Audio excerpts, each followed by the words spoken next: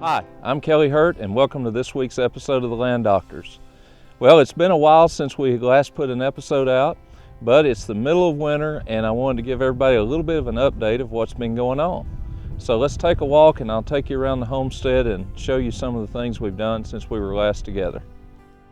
I got a little squirrely this fall and I want to show you some of the things I've been doing trying to mimic nature. If you'll follow me, I'll take you over to the bur oaks.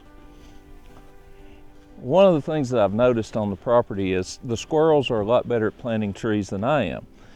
And just based on that observation, I thought that I would try to mimic what they've been doing. So basically the squirrels come out here, they gather up the chestnuts, the acorns and different things, and they go off and they bury them and then they forget about them. So I thought, well, surely I can do that. So just as an example, we have these big old bur oak acorns. Everything loves them, they're big, you know, they're a great food source.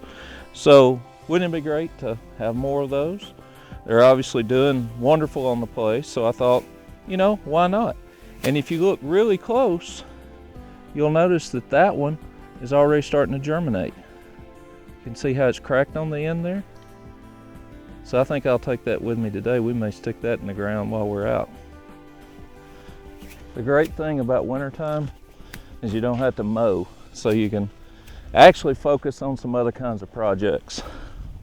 What I've been doing is building some little small berms in my drainages so it'll catch water. And here's one over here I want to show you.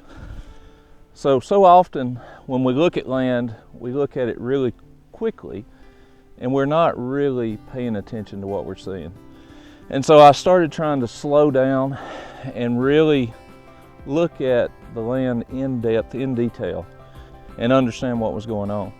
Now, from our first episode last year, we did some projects where we were trying to slow down the flow of water and retain it.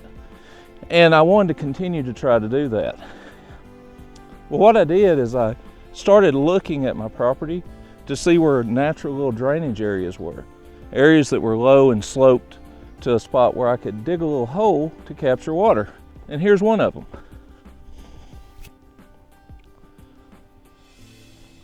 So what I did is I took my tractor, took the front bucket on it and simply just dug a scoop full of soil, flipped it over. So now when the water drains down through this little low area here, it collects at the base of this little hill. And it's probably been 2.5, 3 weeks since it's rained. We still have water here. So what it's doing is it's capturing this water and it's holding it and it's infiltrating down into the soil. So I'm building up my soil moisture in this area. And with a little mound here, every time I get a chance, I just stick an acorn in it. Just like a squirrel. So, you know, it was a 60-second project with my tractor. The acorn was free and I'm done. Now, I've got almost nothing invested in this, but if one of these acorns or chestnuts would happen to sprout and become a tree, then that little 10-cent, 10-second project, you know, will yield dividends for 100 years. And that's what we're after. We want to do simple, easy, smart stuff, paying attention to nature, mimicking nature, and really trying to smartly approach nature so that we can enhance what we're trying to do and do these little creative projects. So let's go look at some more. So as an update on the waste management show, if you recall, there was one segment where I had this horrible look on my face like I was smelling something bad. I was just angry because I was having to clean up this junk pile. And what I did is basically I just took the front forks on the tractor and I drug out all the metal that went out to the scrap yard to be recycled. And then after I dug all that out, that was basically everything. And then I just came back in and smoothed the soil out. So what was a junk pile about this tall in this entire area here is now gone. It's all completely gone. So after all of that, I finally finished cleaning this area up. It only took 20 16-foot long trailers of junk, but I'm done. It's gone, it looks great.